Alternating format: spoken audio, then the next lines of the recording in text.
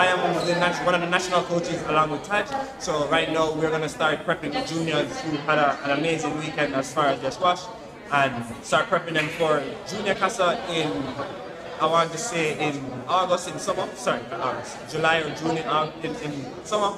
And they may or may not have a tournament in Easter regarding that, so I want to prep them for those kind of championships. As far as my own squash, I don't necessarily have a lot of tournaments outside of our Caribbean National Championship.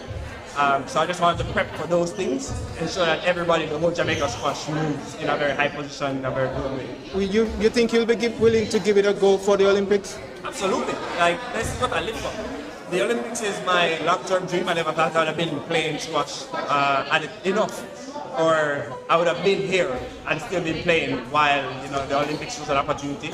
So now that we're here, that we have another 4 years that we could possibly make it, I am hoping that I am one of the selected parties to go, because that would make my life, to be honest. Next for me is I'm going to go back to work. I'm going to finish out my masters and hope to get more time on court and continue to play.